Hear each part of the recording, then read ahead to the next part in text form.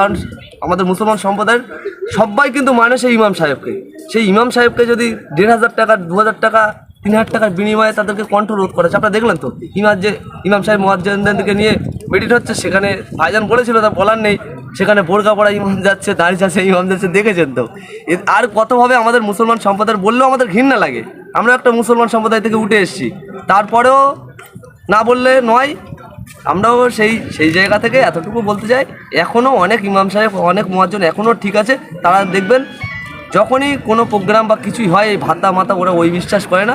এই 1,500 2,000 টাকা ভাতা দিয়ে যাতে মেরুদণ্ড হীন করে দিয়েছে। ওই জন্য পশ্চিমবাংলায় কোনো ঘটনা ঘটলে দেখবেন ডাইরেক্ট সিএমের ভাইপো ডাইরেক্ট বলে দেয় এখানে কোনো কিছু হবে না, যা করতে হবে দিল্লি গিয়ে।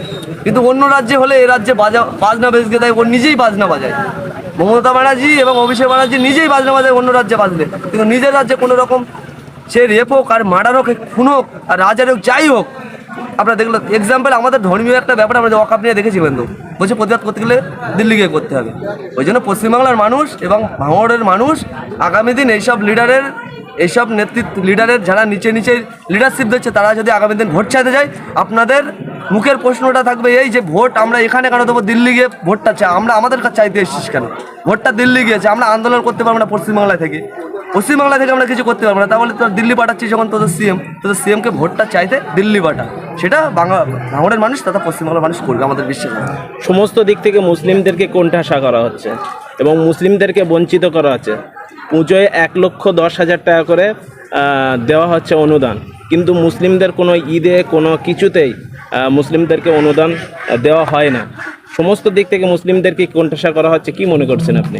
দেখুন, আমরা এর আগে থেকে আমাদের লিডার বা আমাদের প্রতিষ্ঠাতা পীরজাদা আব্বাস সিদ্দিকী ভাইজান আজ নয়, আজ থেকে 7-8 বছর আগে থেকেই ওনার জলসার মাধ্যমে হোক আর বক্তব্যের মাধ্যমে দেখবেন 8-9 বছর আগে থেকে বলে রেখেছে পাই টু পাই মিলছে।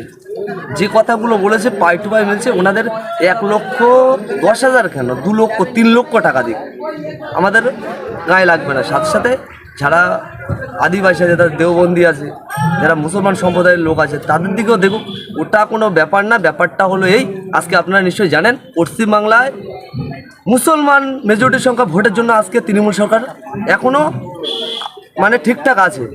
একমাত্র যখন বিজেপি আসার পরে হিন্দু করার কারণ আছে, কিন্তু ভাবতে হবে। কিন্তু আপনাদের ব্যাপারটা হলো এই, মমতা ব্যানার্জি যখন দেখছে, এই শুভেন্দু অধিকারী বাবু যখন দেখছে যে এই পশ্চিমবাংলায় যদি আমাদের পার্টি করতে হয়, তাহলে আমাদের হিন্দু করতে হবে। কারণটা হলো এই, পুরো মানে সামনাসামনি মিডিয়ার সামনে হোক আর লোক দেখানো হোক, মমতা ব্যানার্জি পুরোটাই মুসলমানদের ভালোবাসে। মুসলমানের একদম ঈদে বোরকা পরে একাকার করে দিচ্ছে, ইফতার খুলতে যাচ্ছে, ওটা লোক দেখানো, কিন্তু ভিতরে ওই যে 1,500 2,000 টাকার ব্যাপার। ওই জন্য আজকে শুভেন্দু অধিকারী দেখছে যে আমি যদি হিন্দু করে আমার হিন্দু ভাইদের আমার কাছে মানে টানতে পারি। এখানে আমরা এসছি একটা রাজনৈতিক দল হিসেবে, আইএসএফ দল, আমাদের এমএলএ বা আমাদের চেয়ারম্যান পীরজাদা নওশাদ সিদ্দিকী ভাই, আমাদের দলে সব ধর্মের লোক আছে আমাদের দলে, আপনারা সবাই জানেন। মমতা ব্যানার্জি বুঝলো যে 2026 যে ভোটটা আসছে, প্রচুর হারে আমার কাছ থেকে একটা এই যে মুসলমান ভোট বলে না, ওই গাই দেওয়া গরু দুধ দেওয়া হয়ে গেলে লাঠি খাইতে হয়, খাবো, ব্যাপারটা হলো এই। ও ভেবেছিল এই, কিন্তু পশ্চিমবাংলার মুসলমান সম্প্রদায়ের মানুষ, হিন্দু সম্প্রদায়, আদিবাসী সম্প্রদায়, দেওবন্দি সম্প্রদায়ের মানুষরা জেনে গেছে যে এই মহিলা বা এই ভদ্র মহিলা যে আমাদের মুখ্যমন্ত্রী আছে, তিনি কি করতে চাইছে। 26-এ যে ভোট আসছে, সেই ভোটে দেখতে পাবেন ওটার রেজাল্টটা কী হয় মুসলমানের দিক। কিন্তু মুসলিম যারা বুদ্ধিজীবী আজকে কোথায়, তারা তো প্রতিবাদ করছেন। বুদ্ধিজীবী প্রতিবাদ করলে বুদ্ধিজীবীর নাই জেলে যেতে হবে, নাই ওই বাড়ি ছেড়ে পালাতে হবে, অন্য রাজ্যে গিয়ে কাটাতে হবে। আমরা তো নিজে ছিলাম, আমি যখন জেলে ছিলাম, নিশ্চয়ই দেখেছেন ওয়াকআপ আন্দোলনের যখন করতে যাই, তখন আমি জেলে 63-65 দিন আমি জেলে ছিলাম। ওখানে একটা হাইকোর্টের উকিল ছিল, বুদ্ধিজীবী লোক। রিসেন্টলি কিছুদিন আগে মমতা ব্যানার্জি পেপারে পর্যন্ত দিয়েছিল যে প্রতিটা ব্লক জুড়ে একটা করে প্রতিলাখ হয় খোলা হোক, ওটা কি বলে, প্রতিতলায় খোলা হোক, প্রতিটা জায়গায়।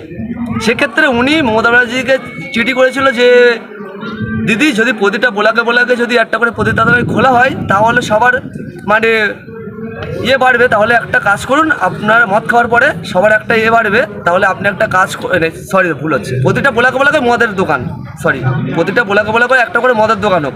তিনি শুধু এতটুকুই লিখেছিল দিদির কাছে যে দিদি, প্রতিটা এলাকায় মদের দোকান খুলতে বলছো, সাথে সাথে একটা করে প্রতিটা তলায় খুলে দেওয়া হোক।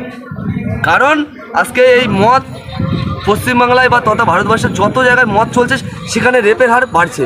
এই মদ খাওয়ার পরে ওই পতিতালয় তাহলে চলে যাবে, তাহলে একটা মেয়ে আর রেপ হবে না। সেই কারণে সেই আইনজীবীটা আমাদের সঙ্গে জেলে ছিল 3 মাস। ওই জন্য আজকে বুদ্ধিজীবী যারা আছে তারা রাস্তায় নামছে না, দেখছে, মুখের কথা মুখে বলছে, কার সঙ্গে বলবে? বললেও আজকে জেলে গিয়ে পড়ে থাকতেন, ওখানে বুদ্ধিজীবীরা ঘরে ঢুকে পড়বে। 2026 সালে কিভাবে লড়াই করবেন আপনারা? 2026 সালে লড়াই বলতে আমরা আমাদের দিক দিয়ে যেটা ভাবছি, আমরা ইজিলিভাবে 2026 সালে বিধায়ক নওশাদ সিদ্দিকী ভাইজান দ্বিতীয়বারের জন্য ভাঙড় থেকে বিধায়ক হয়ে ঘরে চলে যায়। আমাদের কিন্তু সাধারণ মানুষ বলছে আমরা তো ভোট দিই, কিন্তু গণনা যখন গণনা হয় তখন এজেন্টের ভোটটা পর্যন্ত পাওয়া যায় না হিসেবে। দেখুন, আপনার ওটা ঠিক, সাধারণ মানুষ ঠিক করে, সাধারণ ভাঙড়ের বিশেষ করে ভাঙড়ের যত মানুষ আছে, ভাঙড়ের মানুষ বুঝে গেছে এতটুকুই যে বুথে বুথে যে ভোটটা হয়, সলিড ভোটটা হয়, কোনো না স্থানে গিয়ে কী হয় বলুন তো, ওখানে গিয়ে যাদের পাল্লা ভারী থাকে মোস্তানি গুন্ডামি করে দেখেছেন তো। এখন আমাদের প্রোগ্রামে সাইফুদ্দিন সিরাজি আছে, আপনারা দেখেছিলেন, ক্যানিং পূর্বে শওকত মোল্লার বিরুদ্ধে দাঁড়িয়েছিল আমাদের জেতা ক্যান্ডিডেট, ওখান থেকে মেরে ভয় দেখিয়ে বাড়ি তালা মেরে মা বোন ওনার বাড়ি যে বাচ্চা আছে বাচ্চাকে আটকে রেখে দে, কিডন্যাপ করে তারপরে এনাকে ধুমকি দিয়ে এনাকে বার করে দেওয়া হয়েছে। আজকে পশ্চিমবাংলার কালচার এই অবস্থায়, কিন্তু ভাঙড়ের মানুষ তথা পশ্চিমবাংলার মানুষকে এতটুকুই বলবো, সবসময় রাত্রে থাকে না, দিন হয়, দিন আসবে আপনাদের হাতের মাধ্যমে। আপনারা যদি যে ভোটটা দেবেন সেটা ঠিকঠাক জায়গায় 26 সালে ভোটটা দেবেন, তাহলে ভালো একটা সকাল দেখতে পাবেন। আপনার নাম? রাহুল মোল্লা।